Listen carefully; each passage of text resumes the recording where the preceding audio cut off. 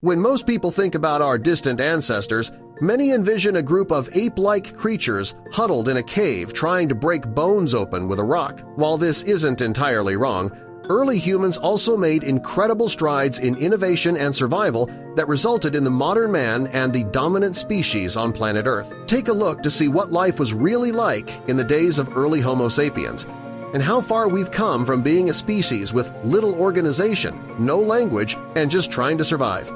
But before we start, smash the like button and make sure to subscribe if you haven't, and hit that notification bell so that you won't miss any new stories. It has been concluded by scientists that our human ancestors originated in Africa. The theory suggests that our ancestors left the continent and migrated to the continents of Europe and Asia.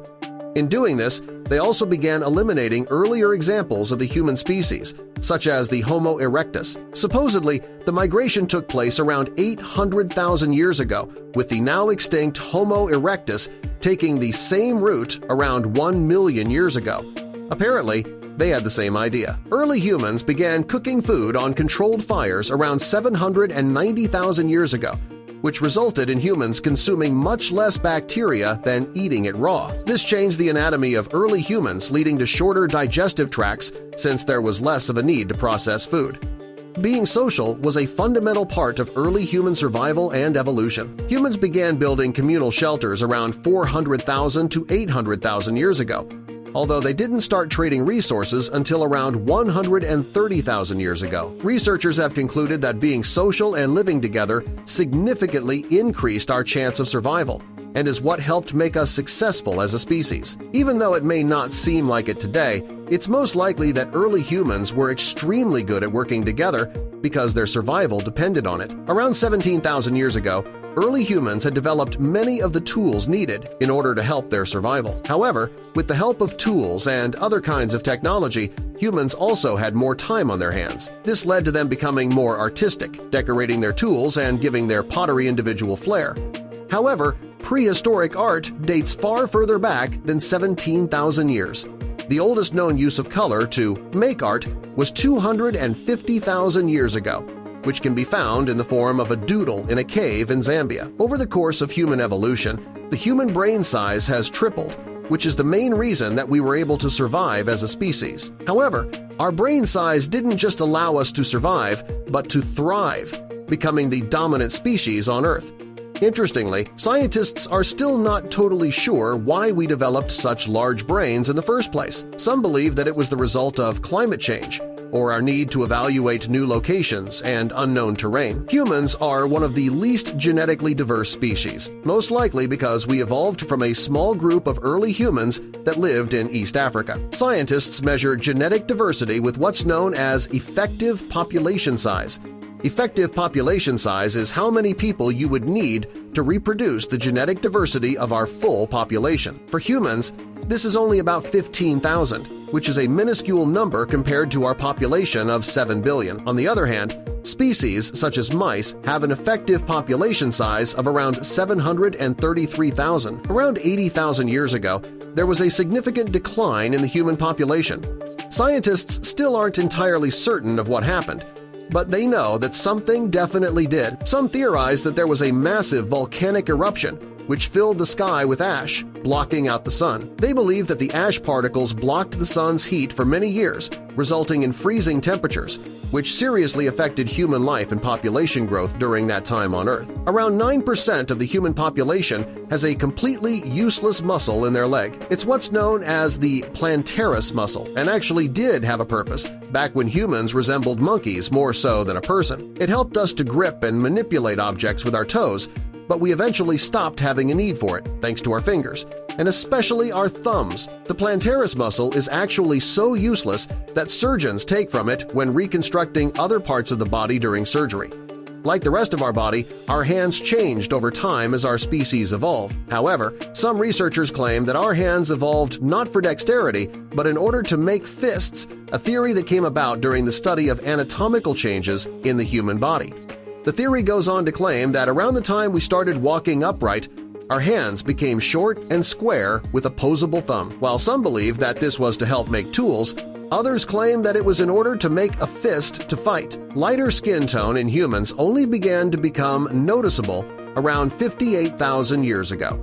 At this time, early humans began to resemble modern Europeans of today. They began to develop lighter skin after they began to migrate and settle farther north where there was less sunshine, and pale skin synthesizes more vitamin D when light is scarce. This is opposed to those who remained in areas with more intense sunlight, resulting in the needed higher levels of melanin for protection against the sun's radiation. Although scientists aren't entirely sure when early humans began wearing animal skin as a way to stay warm, it's assumed that the practice started around 1 million years ago based on the genetic skin coloration of our ancestors around this time. Humans most likely began doing so after losing a large portion of their body hair and needed to substitute it with something. In colder areas during the winter, it is estimated that early humans covered up to 90% of their bodies in animal furs to protect themselves against the elements. Interestingly, bone cancer has been found in several remains of the early human species of Homo canamensis. One of the remains was discovered in Kenya by the leading paleoanthropologist Louis Leakey, who was surprised to find a lump by a left tumor on the jaw. This discovery proved that while most people might assume that cancer is more of a modern disease that came about after mankind became civilized, that's certainly not the case. It's been afflicting humans for far longer. Our ancestors began walking on two legs long before developing large brains or using stone tools. One leading theory is that bipedalism used less energy than walking on all fours. It may have also freed the arms to carry food or regulate body temperature by reducing sun exposure. The Hobbit, or Flores man, refers to a small skeleton discovered in 2003 on the Indonesian island of Flores. Standing just over 3 feet tall, the remains date back 60,000 to 100,000 years. Stone tools were found nearby, suggesting it may represent an extinct human species. Many researchers believe all human languages trace back to a common dialect spoken in Africa. While it was likely a series of simple grunts and sounds, it served to convey emotion and intent. Today's 5,000-plus languages may have evolved from this early form, with real language development beginning around 100,000 years ago. Neanderthals, our closest extinct relatives, lived in Europe and Asia from 200,000 to 30,000 years ago.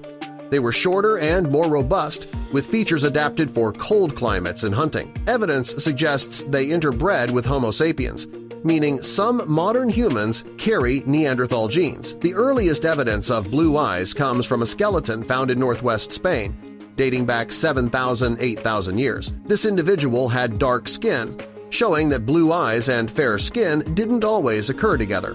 Studies suggest that everyone with blue eyes today shares a single common ancestor. Contrary to the belief that early humans lived primitively in caves, a 1960s discovery in Turkey revealed organized settlement. Around 9,000 years ago, Neolithic people lived in rectangular brick and mud homes with rooftop entrances. These simple structures featured hearths and platforms, and much daily life likely occurred on the roofs, hinting at a form of early urban life. Around 50,000 years ago, Homo sapiens first arrived in Australia. But how did they get there from Africa? It's believed they constructed boats made from reeds, a remarkable feat considering the dangers of open water travel at the time. Despite the risks and likely failed attempts, they succeeded and eventually spread across the continent. Early Homo sapiens women were exceptionally fit and par with today's elite athletes.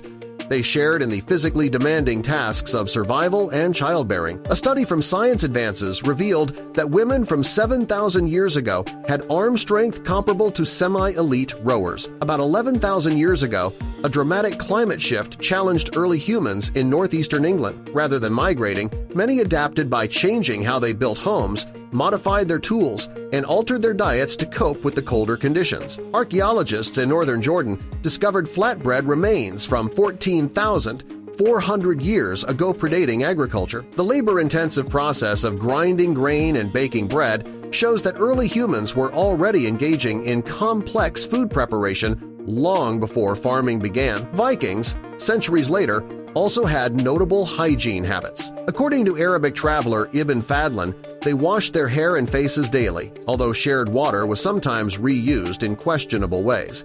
In Scandinavian burial sites, archaeologists uncovered Viking skulls with filed teeth. These modifications may have served as intimidation or markers of status. The precise craftsmanship suggested that tooth filing was a specialized practice, possibly symbolic or ceremonial in nature. When Vikings were buried, they were interred with essential items, including grooming tools like razors, tweezers, and brushes. These objects were often beautifully crafted, sometimes worn as jewelry, and stored in custom case signs of their deep personal value and cultural significance. Viking families typically lived in longhouses, made of wood with roofs of straw or turf. A central fire provided warmth and a place to cook, but there were no windows and little privacy. During harsh winters, livestock were brought indoors to survive, a practice that contributed to the spread of parasites and disease evidence of which has been found in ancient Viking latrines. While Vikings commonly ate with their hands, they also used utensils. Though forks were absent, knives and spoons were standard. Knives were especially used for eating, hunting, grooming, and defense. Much like their combs, Vikings carried these tools with them at all times. Compared to the rest of medieval Europe, the Vikings were surprisingly hygienic. Weekly bathing on Saturdays was customary in lakes and streams, a level of cleanliness rarely seen elsewhere at the time. Their hygiene practices made them noticeably cleaner than many of the other people they encountered. Despite not brushing or flossing by modern standards, Viking oral health wasn't bad. Their diet lacked refined sugar, helping preserve their teeth. However, their food was coarse, leading to significant tooth wear evident in many excavated remains. Hair care was taken seriously by Viking men. Slaves had short hair for identification, while free men grew their hair long, often styled in braids or ponytails. Hair was frequently combed, showing just how much they valued appearance. To stay clean in winter, the Vikings built saunas and bathhouses, sometimes over natural hot springs. Where hot springs were unavailable, they heated water in large vats. Facial hair was another point of pride. Vikings sported beards as a sign of masculinity, but they were also trimmed and maintained. Blonde hair was highly prized among Vikings, for both men and women. Those born with darker hair used lye to bleach enhancing appearance and eliminating lice. This dual-purpose beauty ritual was a common part of personal hygiene. Haircutting was usually left to women. Whether it was wives or designated individuals isn't clear, but it was considered an honor for a woman to wash or cut a man's hair.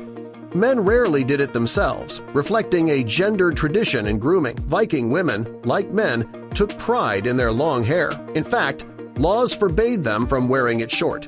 For bathroom needs, most Viking communities shared a latrine, but individuals brought their own toilet supplies. Archaeological digs have uncovered moss used as a form of toilet paper, sometimes preserved well enough to provide insight into their diets and lifestyles.